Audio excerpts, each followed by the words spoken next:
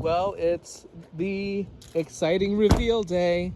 We just arrived to Buckstop to pick up our RV after the conversion. And here's the Lineage that beat me to the build. And it looks beautiful. Wow. That looks amazing. I love that they added the rigid lights up top there. I didn't think about that. Maybe I'll have to do the same. Oh, I can't wait to get inside. Let's see.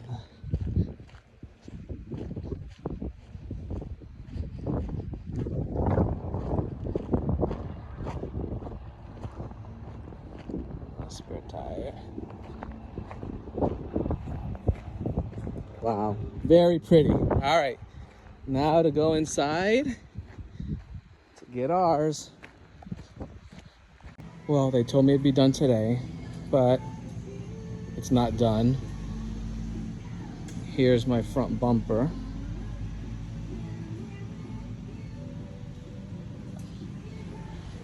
There's the RV. So possibly tomorrow.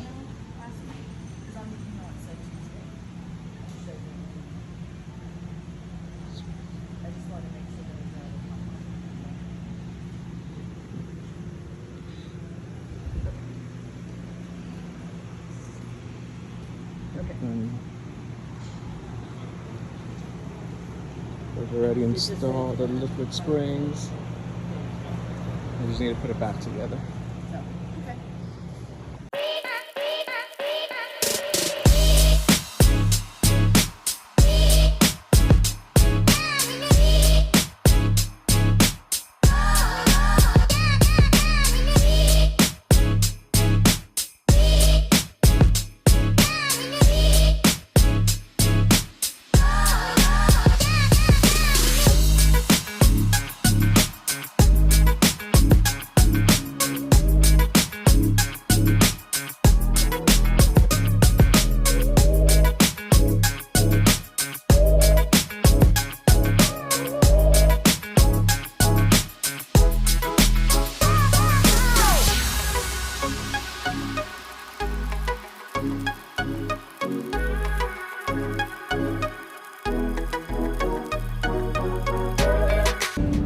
So we were able to pick up the RV. It was so worth the wait. Buckstop did an amazing job doing the single wheel conversion. We picked it up from Texas and we are only 465 miles away from Orlando, Florida. And on this long drive, I was able to see the difference and why Liquid Springs is such a rave right now. The RV came with already upgraded suspension. As I shared in the previous video, it came with the Fox shocks, which drove amazing. But with these liquid springs, one of the main things that I've noticed has been how stable the RV feels while I'm driving at high speeds and taking curves and turns. So normally, even with the Fox shocks, the RV would sway. The house part of the RV would lean when you're taking a turn or a curve. With the liquid springs, because it has the true earth leveling system, it's constantly trying to keep your RV leveled even while you're driving. And so when I take my turns and my curves, I don't feel any sway at all. It just feels like one unit, like a sports truck. I was gonna say a sports car. I don't know if there's a sports truck, but So that has been probably the biggest thing I've noticed that was obvious. The ride itself, I mean, it's amazing. But the Fox Shocks ride was also amazing. I love being able to change my height. So I was pulling into a friend's house yesterday and they had some low-hanging trees. So I was able to drop the vehicle as low as possible to get under that. And so I like that feature. And the wheels, I mean, you can't beat the aesthetic look of these military tires. We ended up going with the 41-inch Grand Design. They're doing their conversion kit with the 43-inch wheels. We went with the 41s, but what we ended up doing was we ended up going with Michelin X-Force tires instead of the normal Goodyears or the Pentless that most people use, because the Michelin's weight rating is as high as the 43-inch almost. So we get the same benefits, just a tad bit smaller wheel or tire. But it looks so mean, so aggressive. Definitely a head turner. A police officer stopped us literally just to ask us about the RV. So we're very, very, very happy. The kids are back there. This is our first trip as a family. A lot of people have been sending me messages asking for more details on the conversion and what it entailed. So the coach comes with 2 tires in the front and then dualies in the back, so a total of 6 tires. So one of the things that the conversion does is takes rid of the dualies in the back and turn them into 2 single tires. In order to do that,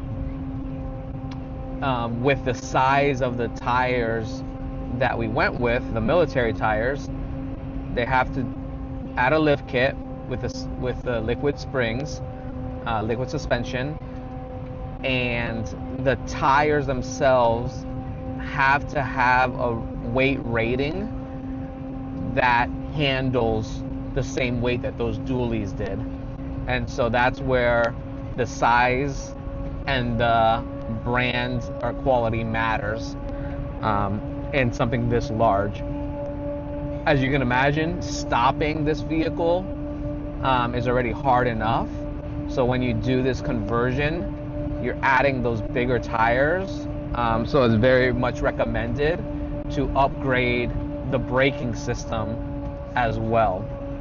Another thing that I had them do was upgrade the steering systems, the control arms and everything, to make it a lot easier to turn this vehicle with these large tires, especially when you're going slow. If we didn't do the upgrade because of how big the tires are, if I was driving slow trying to turn, it would feel as if I don't have power steering, just very hard. With the upgraded steering that I did, literally it feels like a normal car, no matter how slow or fast I'm driving. So that was nice. We also built with Buckstop a front bumper. I believe it's called the Boss. And what we did was we did a light bar, some spotlights and fog lights, and a 20,000 pound winch, a come up winch there in the front. We are waiting for a spare tire carrier from Gen Y to come out. There's nothing on the market right now that can hold a 300 pound tire that size. So Gen Y is in the middle of developing this for Grand Design. So once that's finished, I will be ordering that. And Buckstop is shipping my spare tire now because there's no way we couldn't fit it. We couldn't take it with us, so they're just going to ship it to our house.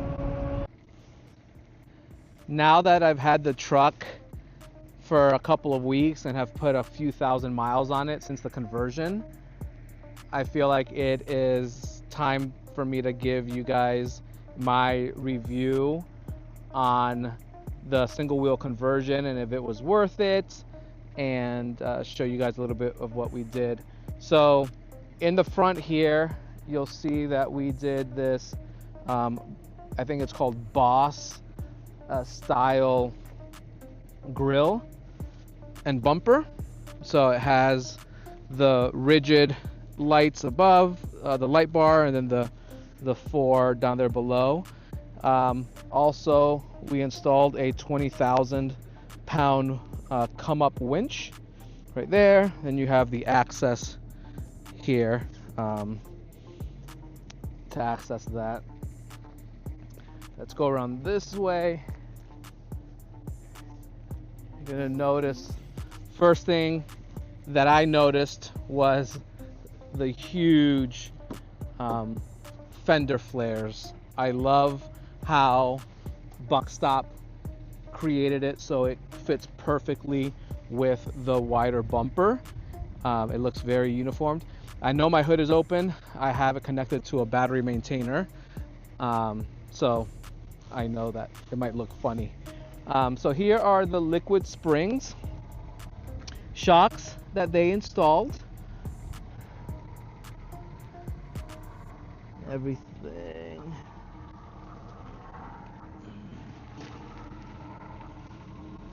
Underneath.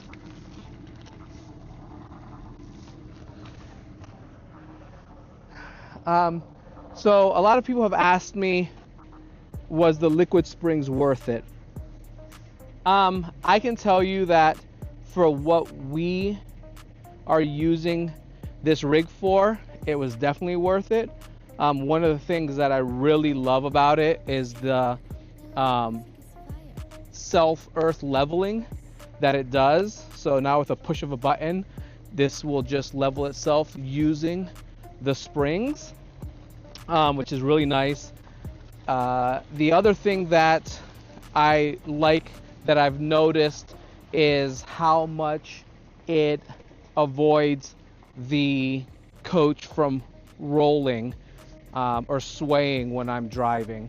So whether I'm taking a curve or a turn, the coach is very, very solid, and it moves as one unit.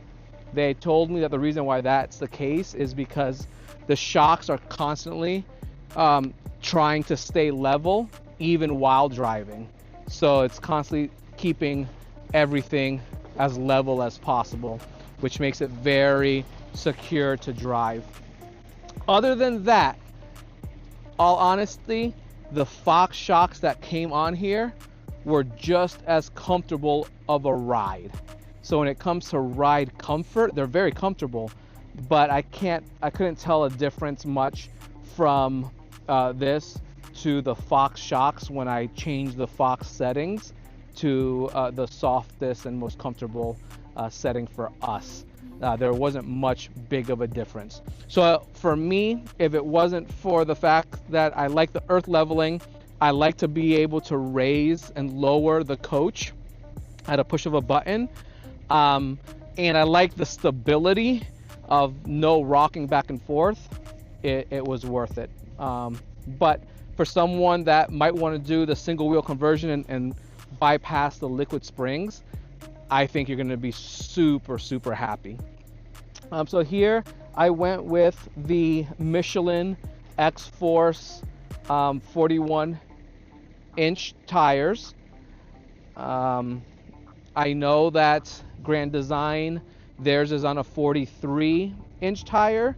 I went with the Michelin because it had the proper specs and weight and speed rating to be able to handle the weight of this vehicle. So it's definitely an upgraded tire to be able to be at the 41 inch, not having to go up to the 43 inches, and still being able to function how it's supposed to. I love the wheels. The Buckstop wheels look really nice with it. Let me show you the back. One thing that I asked them was, a lot of these conversions, if you look at the competition, the Dynamax, Isadas, and some of the other ones, when they cut out the hole here to fit the tire, they just leave it as a big cutout.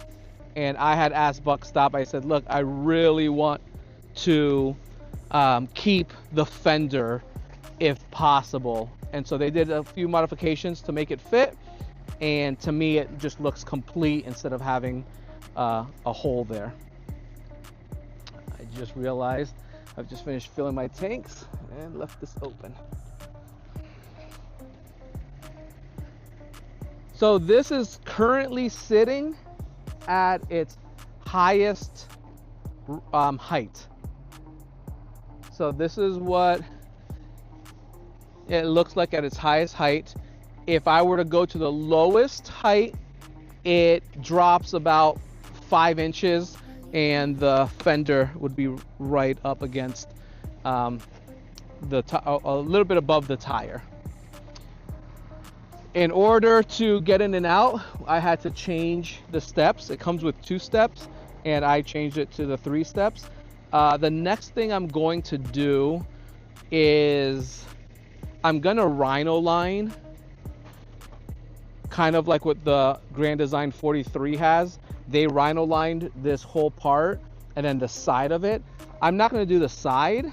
I really like the solid color here, but I do know that with these bigger tires, the rocks come up and it's gonna start chipping. I already see some chips here. So what I'm gonna do is I'm gonna rhino line this area and up here, and I think it's gonna look really nice. Black this chrome out there.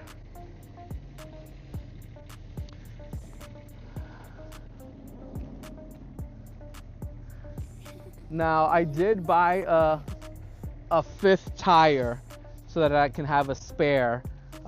Gen Y is currently developing a spare tire carrier for Grand Design, and so Mike Hums has been gracious enough to tell me that once they finish that, that I would be able to order it from him and get that installed.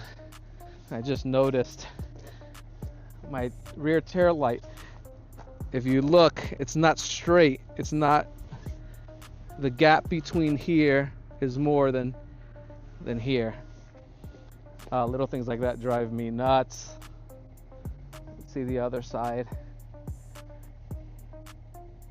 The other side looks better. This side, oh man, you can tell it's crooked. Why did I just notice that? That's gonna bother me. Little things like that bother me. But anyways, so let me see. I'm gonna turn on. I'm plugged in here. I have, like I said, the battery maintainer on. It's so cold. But let me turn on the truck and show you guys how the liquid springs works.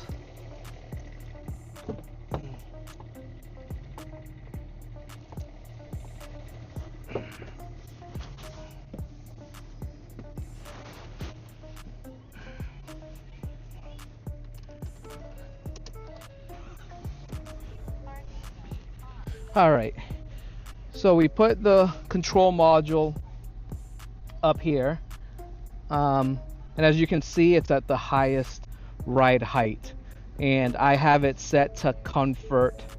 Right now I usually drive with it in sport mode, but it started getting very bumpy on some bad roads that I was on, so I put it in comfort and it made a big difference. So here is where I would go down on the height, but this button here is where I can auto level. So as you can see, I'm not level right now, but if I press auto, it will start raising and lowering the shocks until we're level.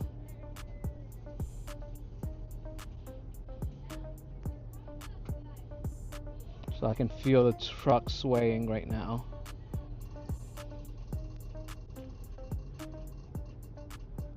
Perfect. Now we're level. So it's that easy to level the coach.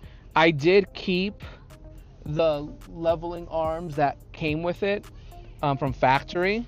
You just never know when this system might fail, or maybe I need to change a tire and I can use the legs to lift up the truck a little bit. So I decided to leave them on. So it will keep on, as I was moving, it will keep on making sure that I stay at 0. So that's how simple it is. Now let's lower it so that you guys can see. Oh, I gotta exit here. And now let's lower this to the lowest setting. As you can see here,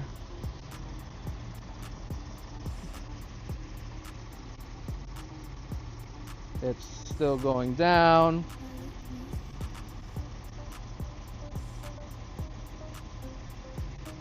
And I think that finished it. So it's a lot lower at the lowest setting. So I think I exaggerated a little bit. I said the fender was close to the tire. There's still a pretty big gap. What I was thinking was the back. Now it looks very low. I kind of like this look too, lowered like this, but obviously it just looks more mean when it's at the highest level. So that's simple to raise and lower the truck.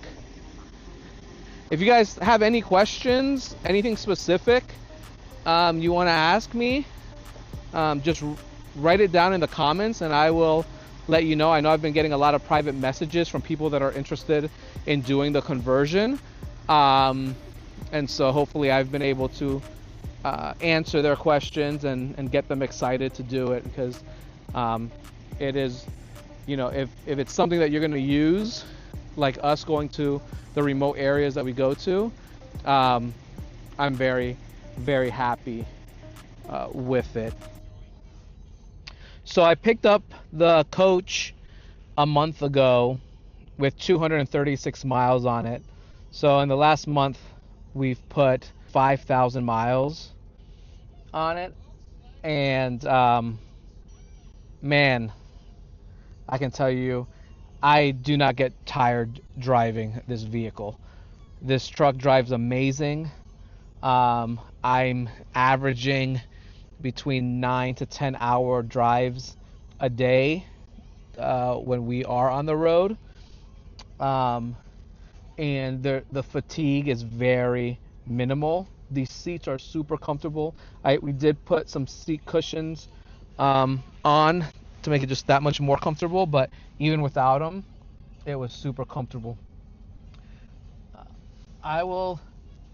You guys have seen lots of videos of the inside of this RV.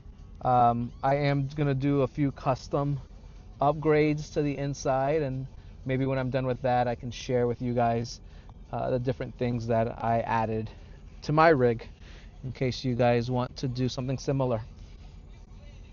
Thank you for watching, and like I said, if you have any questions, feel free to leave a comment below and I would get those answered for you.